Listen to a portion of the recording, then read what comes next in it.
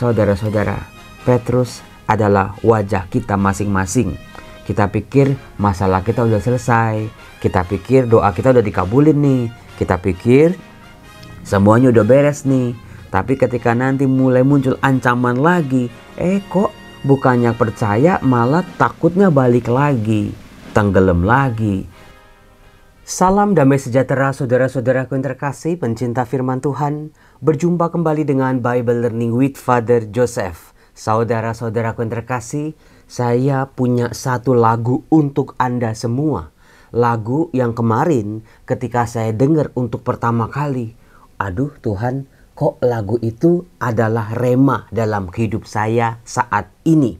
Lagunya kayak apa sih Romo? Saya mau mempersembahkan lagu ini untuk para pelanggan-pelanggan baru, yaitu ada Cornelia Idalilo, ada Rozana Iriani, ada Juliana Chen, ada Desiana, ada Anastasia Natalia Gunawan, ada Heni Francisca dan teman-temannya. Terima kasih Anda sudah berlangganan, terima kasih Anda sudah berlangganan kembali. Karena kalau langganan itu 1 bulan doang, lalu nanti harus diperpanjang. Lagunya seperti ini. Hidupku menggenapi firman-Mu, tanda mujizat sertai tiap langkahku. Kau bersamaku di dalamku, jadi tanda kebesaran-Mu. Itu lagu itu. Saya ulang. Selain nadanya bagus, kedua liriknya jauh lebih bagus lagi. Kalau saya ulang-ulang liriknya, hidupku menggenapi firman-Mu. Waduh Romo, saya pikir selama ini Tuhan berjanji berfirman dalam kitab suci, kita baca, kita renungkan, kita hayati, kita lakukan semua perintah-perintah Tuhan. Lalu kan kita tunggu-tunggu bukan? Mana nih Tuhan menggenapi firman-Nya nih? Katanya Tuhan mau menolong, katanya Tuhan mau menyertai, katanya Tuhan mau mengangkat, katanya Tuhan mau memulihkan, katanya Tuhan mau menyembuhkan, katanya Tuhan mau menyelamatkan aku. Kita menanti. Tapi lirik lagu ini kita bisa melihat apa yang dilakukan oleh manusia sepanjang hidupnya. Apakah hidupnya berseberangan dengan firman Tuhan atau hidupnya menggenapi firman Tuhan? Di situ langsung saya, oh iya ya, manusia nggak boleh diam, manusia nggak boleh berpangku tangan. Bagaimana hidupku harus menggenapi firman-Nya. Saya mau menyapa dulu. Di sini hari ini tanggal 5 Agustus ada Bapak Gunawan dan Ibu Vivi. Happy anniversary. Selamat untuk keluarga, untuk berkat, untuk kasih karunia-Nya dari Malang. Saudara-saudaraku yang terkasih, saya kembali lagi ke lagu tadi ya.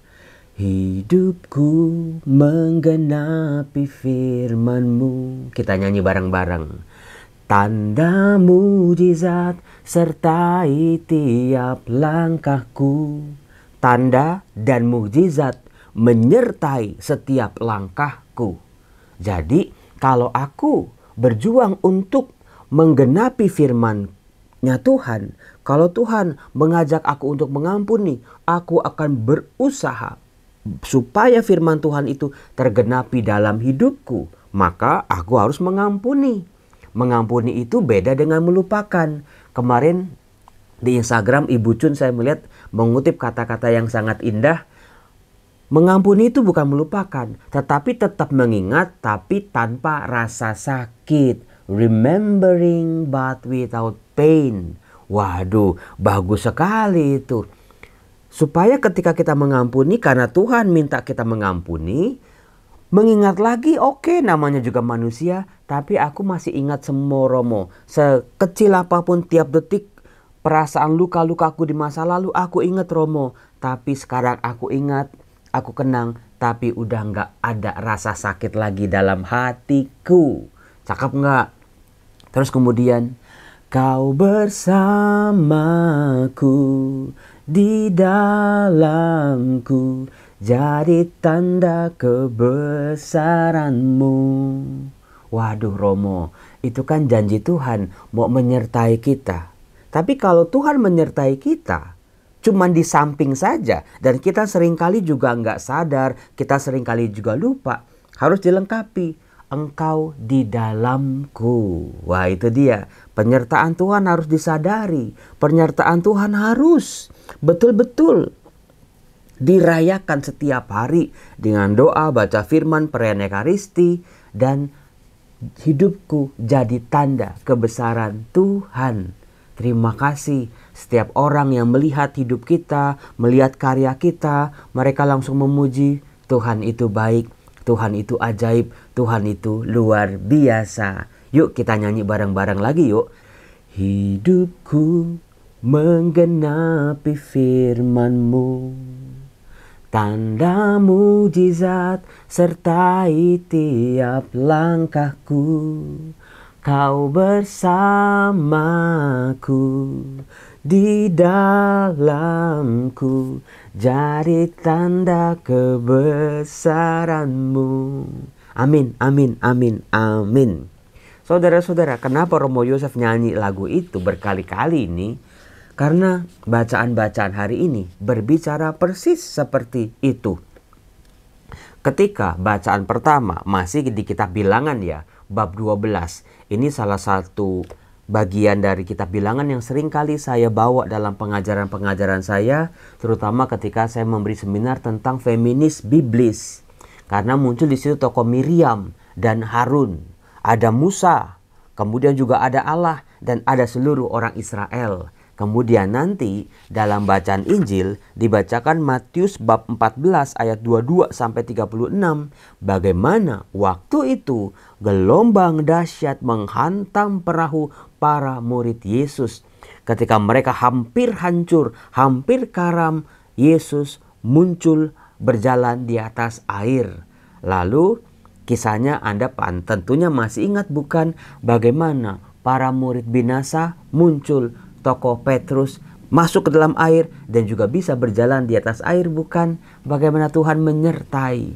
Tetapi kalau penyertaan Tuhan, kehadiran Tuhan tidak dirasakan, Petrus tenggelam lagi.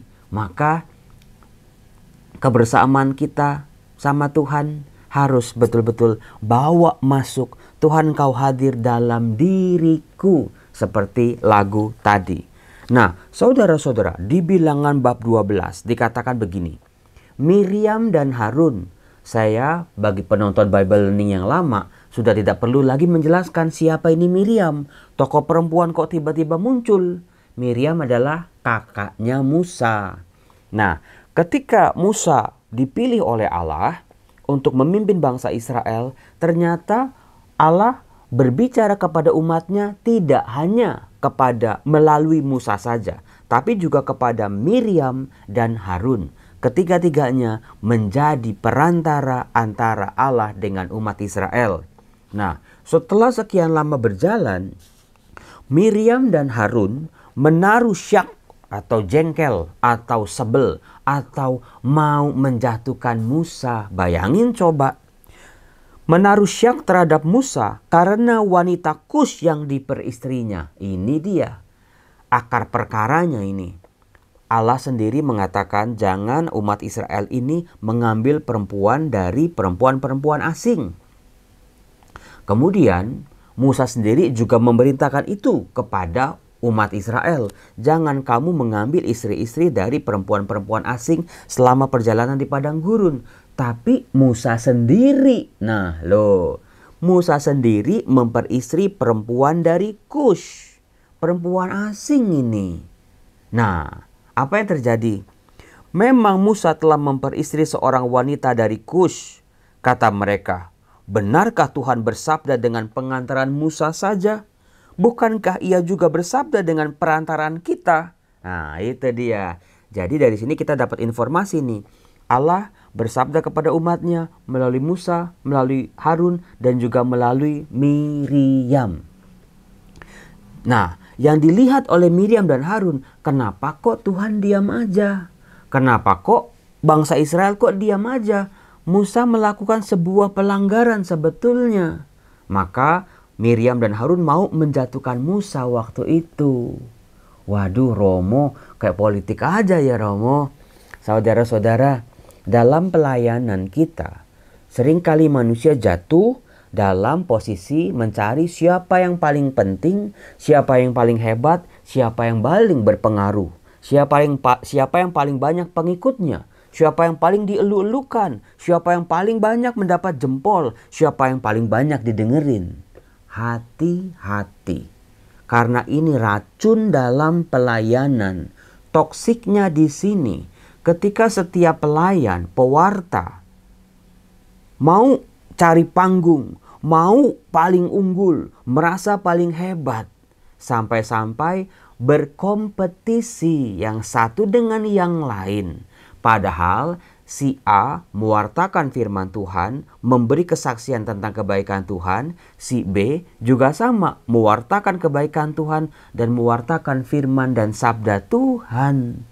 Tapi kok bisa dua-duanya melakukan tugas yang sama, tujuannya harusnya sama, semakin memuliakan Tuhan, tapi seringkali dalam pelayanan kita terjadi gontok-gontokan, saing-saingan, geser-gesekan, sikut-sikutan. Gak heran terjadi perpecahan di dalam pelayanan.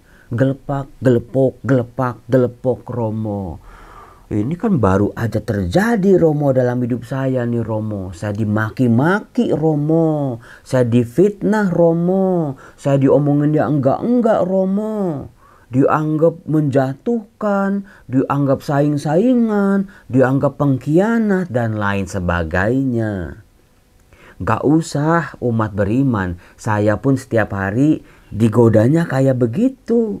Ketika umat membanding-bandingkan, wah Romo Yosef itu kalau sama si Romo ini kalah gini, Romo Yosef kalau sama si Romo ini kalah begini. Saya sudah pernah cerita saudara-saudara, kalau saya disaing-saingin, dibanding-bandingin, selalu saya bilang apa? Dia yang menang, dia yang menang. Siapapun yang dibandingin dengan saya, dia yang menang. Dah selesai ya. Saya nggak mau, enak aja saya yang lebih gini, saya yang lebih begini. Itu racun, sadar. Kalau dibanding-bandingin dalam pelayanan ya. Wah si ini lebih hebat, si ini lebih banyak penggemarnya, si ini lebih banyak ditonton. Dia yang menang udah pialanya buat dia aja. Ambil.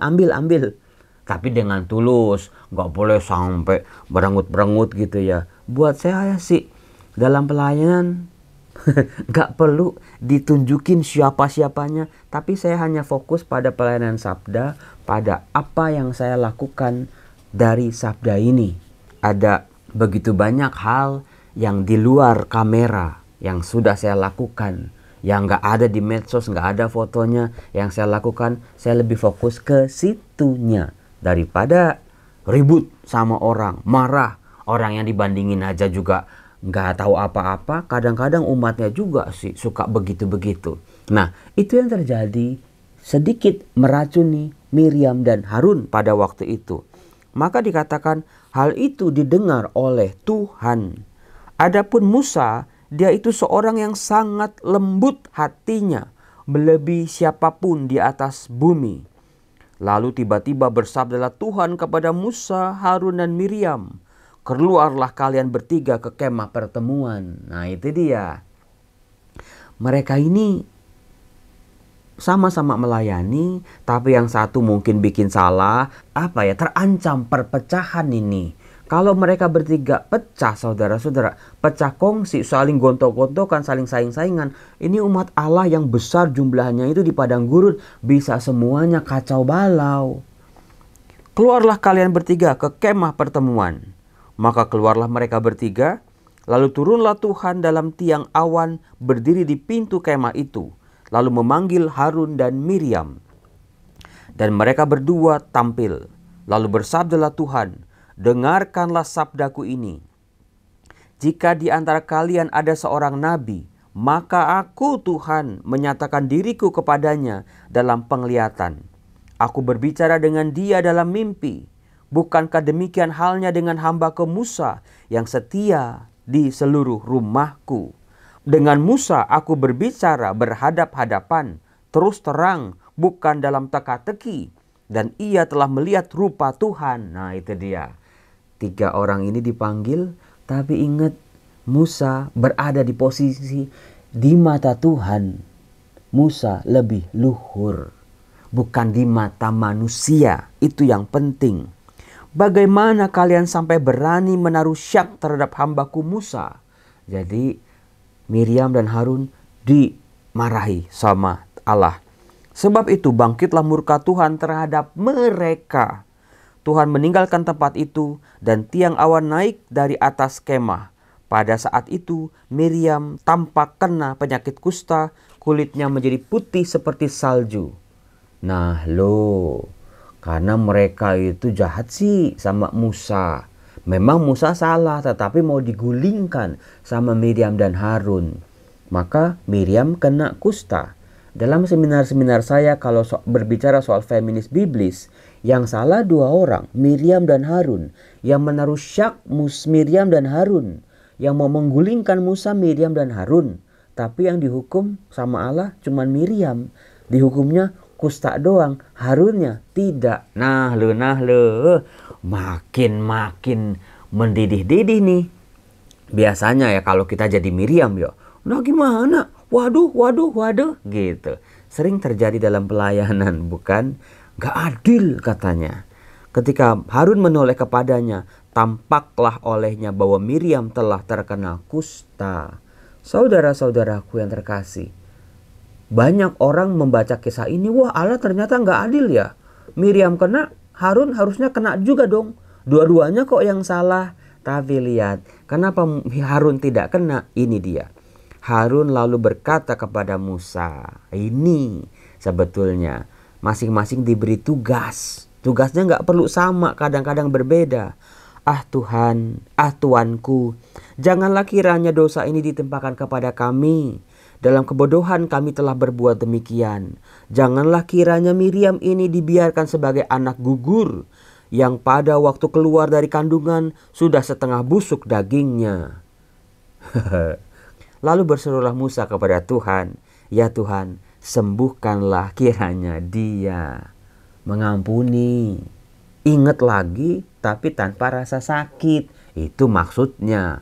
Saudara-saudaraku yang terkasih, jangan sampai roh pemecah menyelinap ke sela-sela kecil, lobang-lobang karya pelayanan kita.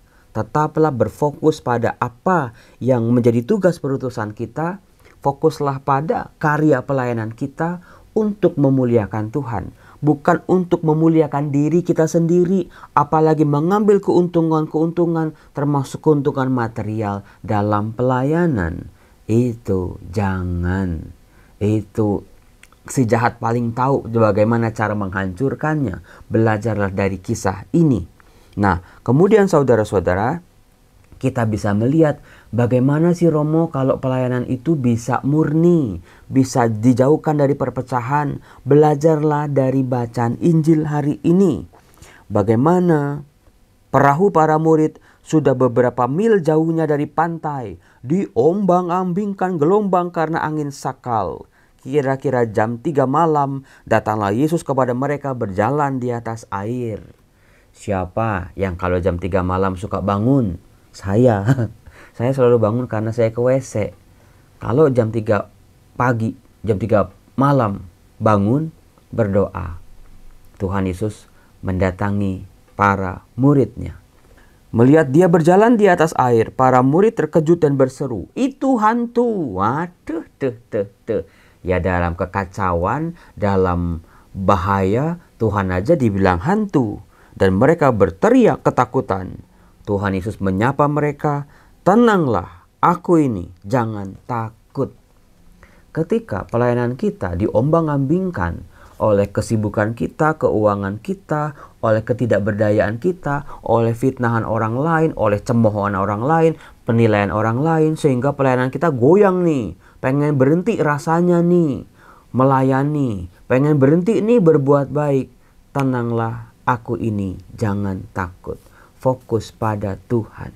Fokus pada Tuhan. fokus pada Tuhan. Itu kuncinya saudara-saudara. Lalu Petrus berseru, "Tuhan, jika benar Tuhan sendiri, suruhlah aku datang kepadamu dengan berjalan di atas air."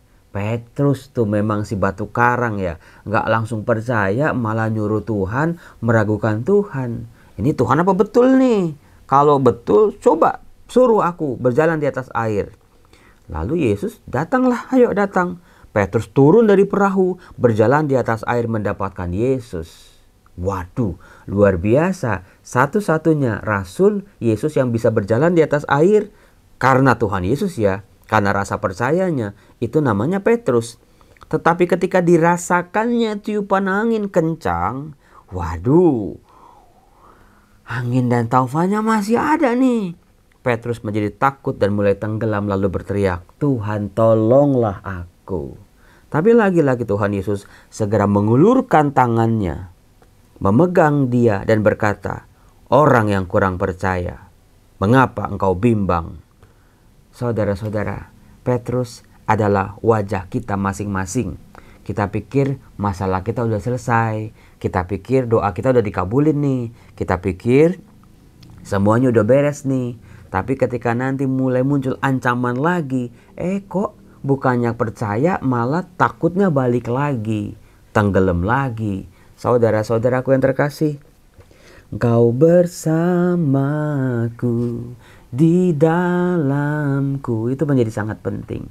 Tuhan, sertai aku, tinggallah dalam aku Tuhan. Engkau besertaku, biarlah hidupku jadi tanda kebesaran-Mu. Saudara-saudara, untuk mengakhiri video ini saya mau menyanyikan satu lagi bait tadi ya. Hidupku menggenapi firman-Mu, tanda mujizat sertai tiap langkahku. Kau bersamaku, di dalamku, jadi tanda kebesaran-Mu. Amin, amin, amin. Tuhan, jadikan kami anak-anak-Mu jadi tanda kebesaran-Mu. Amin, amin. Pakai kami Tuhan dalam segala proses-prosesnya, dari segala lika-likunya, dalam segala jatuh bangunnya. Suatu saat nanti aku akan jadi tanda kebesaran Tuhan karena hidupku menggenapi firman-Nya. Bye-bye, Tuhan berkati. Dalam nama Bapa, Putera, Roh Kudus. Amin.